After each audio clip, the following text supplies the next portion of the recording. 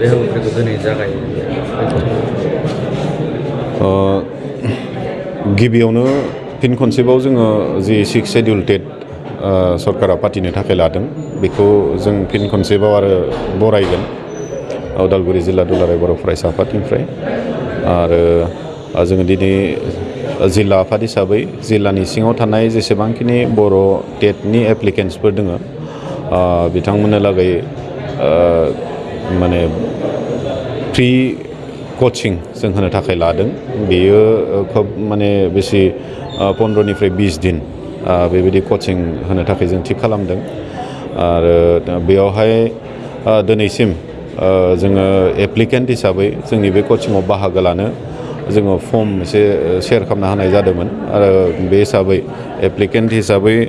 नैबे उदालगुरि जिथु जन उदालगुरि जनावहाय टटेल 96 जोंनि आखायाव दासिम फर्म जोंनियाव जमा जादों आरो बिथांमोनखौ लानानै जिखिदिन माने बे टेट कचिं जों होगोन बेयाव बेखौ जों थिग खालामदों आरो बे टेट कचिंआवहाय जोंहा फेकाल्टिस हिसाबै जोंहा गेस्ट टिचारफोर माखासेफोर फैगोन जेरै माने assistant professor Bargaon degree college कपाटि बालिका एल पि स्कुलनि हेड टिचार दङ खोब मोजां सासे एकाडेमिशियान देबेन बर' जों माने बेवहाय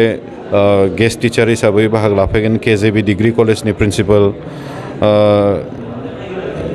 लोटन सरकार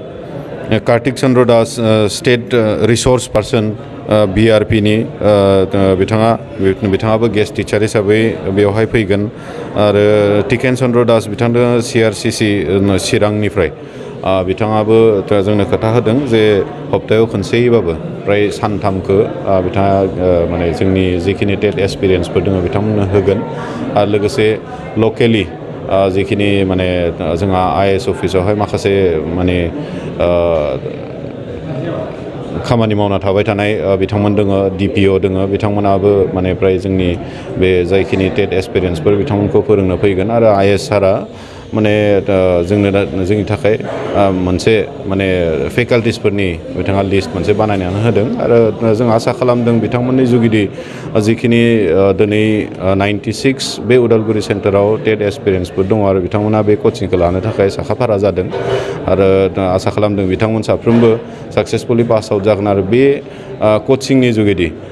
माबा मोनसेबाबो बिथांमोना गोदान सोलोंनो मोनगोन लाब जागोन आरो माने टेट आनजादखौ होनो थाखाय एसेब्लाबो आइडियाखौ बिथांमोना मोनगोन जों बेखौ आसा खालामदों आरो जों जेसेबां हायो बेखिनि एटलिस्ट मिनिमाम मोनसे आइडियाखौ टेट होनो थाखाय बे आइडियाखौ होनो थाखाय जोङो नाजादों आरो जिखिनि जोङो दासिमहालागै फेकाल्टिस आरो टिचार हिसाबै जोङो माने थिग खालामनानै दोनदों बिथांमोननि जुगिदि मोजां मोनसे माने आइडियाफोरखौ मोनगोन बेखौनो आसा खालामदों आरो जि प्रयजन जायोबा बिथांमोनजों जिखिनि दिनैसिम जोङो थिग खालामनानै दोनबाय बिथांमोनजोंबो जुदि जाजोबाब्ला आरो माबा मोनसे जुदि गोदान आरो नांबावगौ जायोब्ला बिनि थाखायबो जों बेबस्था लागोन गोदान बेबायदि गेस्ट टिचारैबाबो माने जोङो लाबोगोन बेखौ जोङो थिग खालामनानै दोनदों आरो बेनिफ्राय माने बे भेरगाव जनावबो मोनसे जोङो बेबायदि सेन्टार जों मोनसे थिग खालामदों बेखौ गाबोननिफ्राय जों जागायगोन बेनि थाखाय आं खावलायगोन माने दासिमहालागैबो जुदि सोरबाफोर बेयाव माने एप्लाइ खालामाखैबा बे कचिंखौ लानो थाखाय जोङो सानसे बा साननैखौ जों अपेन दोनबावगोन जाहाथे जोंनि थांखिया बेनो जे रावबो जाहाथे दा थालांथों गासैबो माने बे सुबिदाखौ मोनथों बेखौनो आं खावलायगोन जाहाथे सोरबाफोर दंबावोब्ला माने गावबागाव दखरा आफादनि बिबानगिरि बा दखरा आफादनि मावखुलियाव थांनानै जाहाथे गावनि मुंखौ थिसनहैयो आं बेखौ खावलायबाय आरो गाबोनो जिहेतु जोङो भेरगावआव माने भेरगावनि जिथु क्लास बेखौ जागायगोन भेरगाव जननि साफ्रोमबो माने जिखिनि टेट एक्सपिरियेन्सफोर बे कचिंखौ लानो थाखाय एप्लाइ खालामबाय नोंथांमोना गाबोनो जाहाथे भेरगावआव थानाय जे लाइब्रेरि बे लाइब्रेरियावहाय बयबो जाहाथे फैयो सम बायदियै आं बेखौ खावलायबाय दासिमहालागै थिग खालामनानै दोनदों बैसागुनि सिगां जों फोजोबगोन प्राय 12 तारिखसोआव एप्रिलनि 12 तारिखसोआव जोङो बे कचिंखौ फोजोबगोन खिन्थु जुदि बे बैसागोनि 12 सिमहालागैबो जुदि जोंनि जिखिनि फोरोंनो गोनां कर्सफोरा जुदि जोबाब्ला बे बैसागो जोबखांनायनि उनावबो सानब्रै सानबा जि लायो बेखिनि माने जोङो बे फोरोंथाइ होनो थाखाय जोङो थि खालामनाय जादों।